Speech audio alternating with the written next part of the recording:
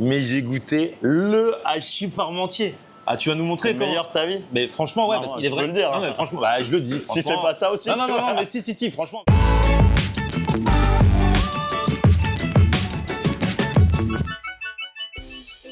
Salut tout le monde, bienvenue, nouveau vlog aujourd'hui. Aujourd'hui, je suis en plein cœur de Paris. Et alors attention, c'est une grosse vidéo parce que j'ai commencé à la tourner au mois de juillet. Parce que les deux personnages que je vais vous présenter, Florian Barbaro, chef qui avait fait Top Chef notamment, et Pierre-Henri Lecomte, qui est pâtissier, ont un projet vraiment culinaire 360 degrés. Un restaurant gastronomique, une pâtisserie et maintenant, depuis peu, un bistrot. Donc là, je vais les retrouver au bistrot pour qu'ils nous présentent un petit peu tout ça. Et puis, je vais vous montrer tout ce que j'ai testé. Ah, il est là, Florian, comment tu vas? La forme? J'ai dit en intro, je mène une longue enquête sur ton cas.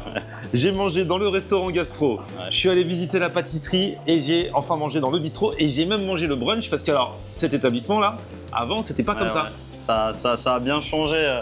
T'es arrivé à la fin du brunch, tu avais expliqué qu'il y avait un petit changement et du coup, on a opéré un switch stratégique. Avant, ici, tu avais le brunch. Aujourd'hui, ce sont les cuisines du bistrot. Tout a changé. Tout a changé. On est dans des cuisines et avant, c'était la salle. En bas, c'était une pâtisserie. Maintenant, c'est un bistrot. La pâtisserie, elle est juste à côté. Juste à côté. Donc, si vous connaissiez la pâtisserie, elle a juste, c'est juste déplacé d'une case. Légèrement, d'une rue. Et donc, la pâtisserie est ici. Voilà. Ok. Bienvenue dans la nouvelle version de la pâtisserie. Pour le matin, il y a quand même tes viennoiseries. Et ensuite, il y a toutes tes créations. Ouais, qui sont là. Certaines sont revenues.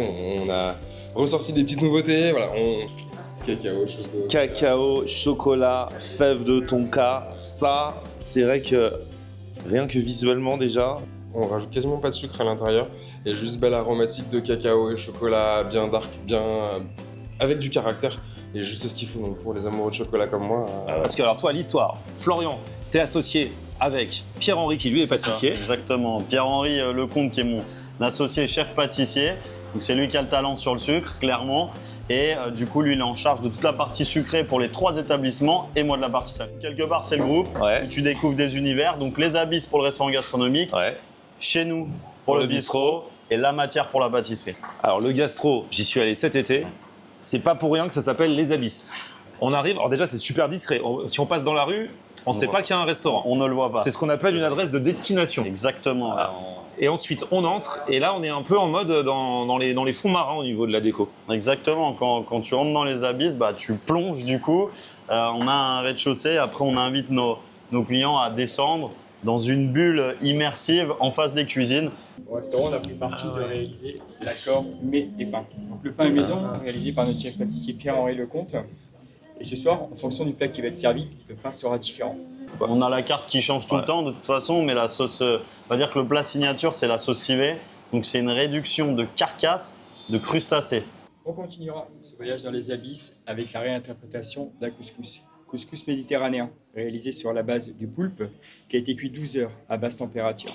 Au moment de l'envoi, on va laquer ce poulpe au jus de merguez d'agneau, l'agneau que vous allez retrouver dans le maquis, associé à la gélification de jus de poulpe, coriandre et semoule. C'est un restaurant qui vous propose notamment on peut dire une option qui s'appelle la capsule. Exactement. Et alors, parce que je sais que les gens de nos jours, ils adorent rencontrer le chef. Exactement. Le chef est quand même souvent en cuisine, même s'il passe à la fin des services. Là, en plein milieu du repas, on entre dans la capsule et on se trouve face à toi. Bonsoir, chef.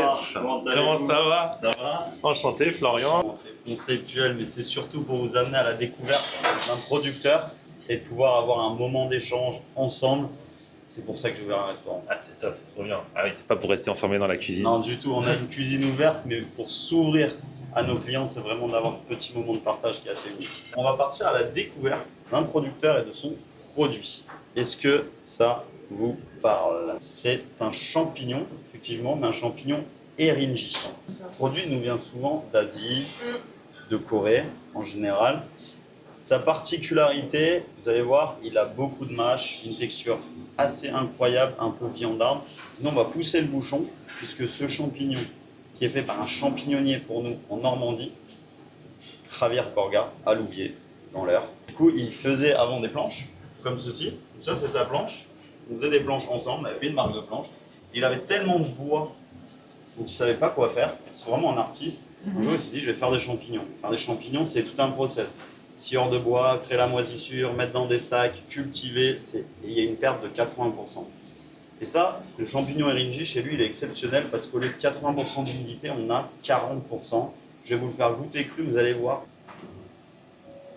Ah, c'est vrai que c'est vraiment particulier, hein. Mais c'est super bon. C'est très très particulier. Ouais. C'est vraiment sucré et ça a beaucoup de goût, contrairement aux champignons où l'idée qu'on s'en fait. Donc là, on va le cuire à trop de température. La promesse, vous faire manger un tourne-dos Rossini de champignons. Donc il y a du foie gras. Exactement. Là, on va poêler ce petit eringi. On va le cuire entier comme une pièce de viande, une belle cuisson, cru à l'intérieur, cuit à l'extérieur, parfaitement rôti.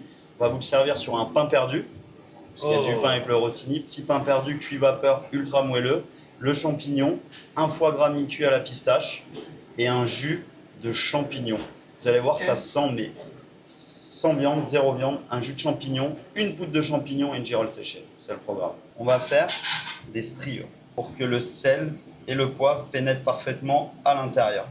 On va cuire avec du thym. Alors attention, poêle chaude, humidité dans le thym. C'est là le seul moment dangereux de l'expérience. On va mettre de l'ail, un petit peu de beurre, Légèrement. légèrement. Notre champignon, les striures, à l'intérieur de la poêle, on attend bien que le beurre soit fondu. Beurre fondu égale matière grasse suffisamment chaude pour mettre nos champignons, puisqu'il faut vraiment les saisir comme une pièce de viande. Donc là, notre champignon à l'intérieur. On en vient à l'assaisonnement et à l'importance des striures. On va poivrer et saler. Mais on va poivrer et saler dans la matière grasse. Parce que mon champignon est tellement sec que si j'assaisonne dessus, il ne va pas pénétrer à l'intérieur. Il va juste rebondir. Donc là, je sale, je poivre. Alors je vous rassure, hein, ça ne coule pas trop fort. Je suis en train de mettre 50 grammes de sel et je vais le laisser colorer, vraiment être bien rôti. Je retourne les champignons. En priant pour avoir une belle coloration, ça va, on est sauvé. Là on est bien. Et ensuite, on arrose avec notre beurre, à l'image d'une pièce de viande. Mon champignon, voir qu'il a commencé à ramollir. Celui-ci, il est un peu moins épais, donc je le retire. J'ai le deuxième qui va cuire 20 secondes de plus. Regardez, c'est très pur. Ah, c'est trop bien cette expérience. Comme ça fait un petit break dans le repas. On vient avec le chef. Donc là, du coup, après, vous allez continuer en cuisine de préparer. On va voir le plat qui va arriver dans un instant. Le jus de champignons, un petit peu dans l'esprit d'un jus de viande. Merci. Pour ce plat, il n'y a volontairement pas de pain. Le moment qu'on passe avec nos clients, il est exceptionnel. Et vraiment, c'est de partager notre savoir-faire et d'avoir cette interaction avec nos clients. Ça, c'est le meilleur plat. Et ici, donc, on est chez nous. Exactement. C'est en mode bistrot. C'est vrai qu'il y a le bistrot revient vraiment, ça revient vraiment une tendance. Ouais. Il y a plein de jeunes qui ouvrent leur bistrot avec des bons produits, des bons pâtés croûtes, des bons plats traditionnels en fait. Ouais, c'est complètement l'ADN du bistrot moderne, on va dire. C'est d'avoir une carte très courte déjà, des produits assez simples, une carte traditionnelle, souvent de la cuisine française, un peu remasterisée avec. Bien sûr. On vient pimper un peu tout ça. Bon, il y a des petits grignotages là, avec l'apéro, des œufs de caille et une petite focaccia au pesto. Ah, la focaccia au pesto, le pesto super bon, la bonne focaccia. Et alors quand on est un chef comme toi habitué au gastro, on s'éclate quand même à concevoir des recettes de bistrot. J'ai souvent cette Bah question. ouais, mais c'est une question qui revient, j'imagine Ouais. souvent. complètement. J'ai envie de dire que la cuisine, c'est une globalité. Après, la gastronomie, on va apporter plus de détails dans le dressage peut-être. Mais finalement, en bistronomie, on apporte beaucoup de détails sur les cuissons, les sauces, puisque on a vraiment les mêmes techniques de base. Après, c'est un peu plus généreux en termes de portions. L'approche est un peu plus simple, donc je dirais moins de créativité, un peu moins de détails dans le dressage, mais ça reste de la très bonne cuisine et je m'éclate pour ça. Et je suis venu il y a quelques semaines, j'ai goûté le hachis parmentier en me disant ouais, hachis parmentier, tu vois, c'est très bon. Hachis, quoi. Mais j'ai goûté le hachis parmentier. Je l'ai saoulé pour qu'on trouve un moment pour que tu me montres comment il fait le Ça, hachis c'est vrai. parmentier. Non, je C'est vrai. Parce que je dis que là, il y a vraiment un truc. Il y a vraiment un angle. Ouais, Du coup, on a des petites techniques, Du des coup, tu petites nous, astuces. tu nous montres un petit peu vite fait. Alors déjà, la base d'un bon hachis, c'est une bonne viande. À la base d'un bon hachis, c'est une bonne viande. Souvent, tu sais, c'est une viande un peu hachée, qui sèche, Ouais. trop cuite, pas gourmande.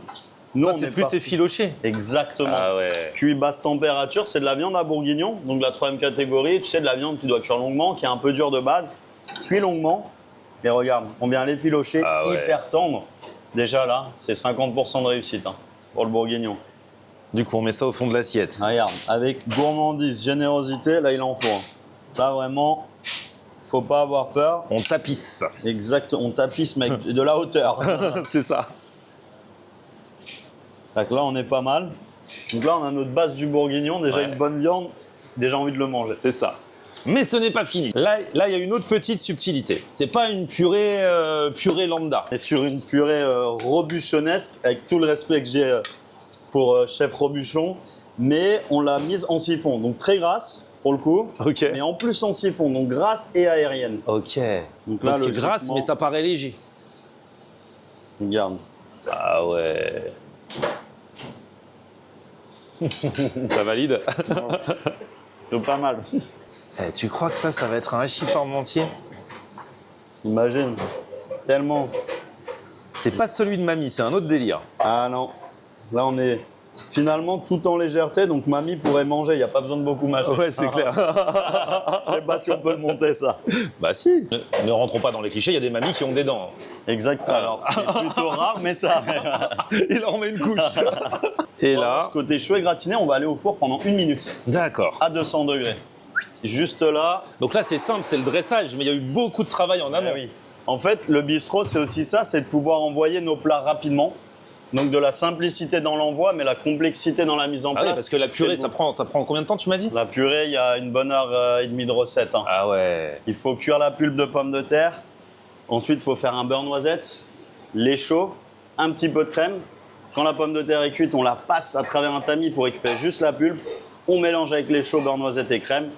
On passe en siphon et c'est prêt. Ça prend du temps et il y a un coup de main aussi, j'imagine. Et beaucoup de temps, et c'est des petites techniques, c'est la cuisson du beurre noisette où on peut se rater. Et aussi, quand on mélange les pommes de terre, attention, pas trop mélanger, sinon ça corne et ça devient élastique.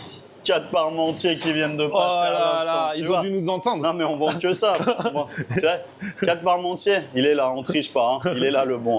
Ça a croûté légèrement, tu vois, là on a ce côté un peu gratiné Ah qu'on ouais. aime bien sur le hachis parmentier.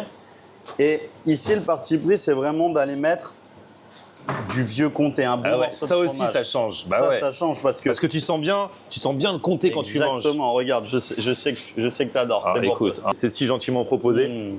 Et il va venir naturellement avec la chaleur fondre. Ils font, Tout mais ils font doucement. pas non plus complètement. Donc ça reste quand même, on sent la Exactement. texture du C'est fromage. complètement ça, ils font mais on garde du croquant. C'est ça. Ensuite, on met un peu de cébette. Tu vois, ici, on travaille pas à la pince hein, pour le dressage. Contrairement au gastro, j'avais toujours ma petite pince. Ouais. Là, pareil, Des petits généreux. croutons. Des croutons. Tac, tac.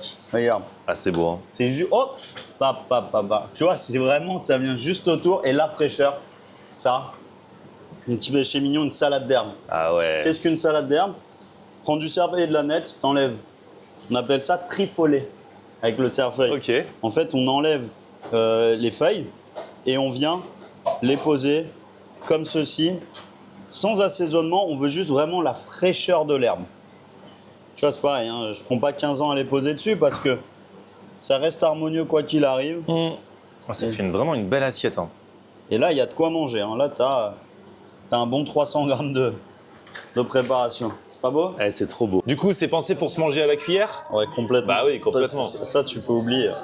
Tu peux pas besoin de Franchement. couper la viande. Couteau, fourchette, y a pas besoin. La purée est tellement légère que Ah ouais. cuillère. Un peu, il l'adore. Faut aller bien au fond pour avoir toutes les facettes. La viande, le comté, la purée. Regarde la viande. Elle est là. On va à la vôtre, les gars. Un Florian heureux. Avec le petit crouton pour la texture. Parce que le gros problème, quand on a kiffé un plat, la première fois, tu t'y attends pas. Ouais. Donc, tu as la surprise. Mais des fois, tu y retournes, c'est exactement le même plat. Et il n'y a plus forcément cette magie de la première fois où tu t'y attendais pas. Mais là, c'est toujours autant kiffant. Je te le dis. Et très important, tu vois, on en parlait. Le comté qui est là, qui a un peu fondu, mais qui est quand même fil de présent. comté, ça, rassure-moi, Ouais. c'est pas un cheveu. Bon bah écoute Florian, et surtout vous qui regardez, si vous voulez tester tout l'univers de Florian et de Pierre-Henri, bah, vous allez avoir du pain sur la planche dans les prochaines semaines les amis. Je vous mets toutes les adresses dans la description, les réseaux sociaux, et puis bah, force à toi pour la suite, parce que le gars ne tient pas en place. Ça fait 6 mois que je le connais, à chaque fois il a des nouveaux projets, à chaque fois il dit ça a changé, tout ça, c'est ouf hein. Dans 2 semaines, un nouveau projet. Ah bon? Pas du tout. Ah ouais, j'ai eu peur. Sinon je reporte encore la vidéo, Ah, c'est bon, ça fait 1 an et demi. ça fait 1 an et demi que je suis dessus, c'est un reportage au long cours. Merci beaucoup, Florian en c'est un tout régal cas, de t'avoir. à très bientôt, merci à vous, petit pouce vers le haut si vous avez kiffé, vous abonnez à ma chaîne, on se retrouve sur mon Facebook Florian en air, et Twitter, Snapchat, TikTok, Instagram, c'est aussi Florian on air. On aime regarder Florian en air. Ok.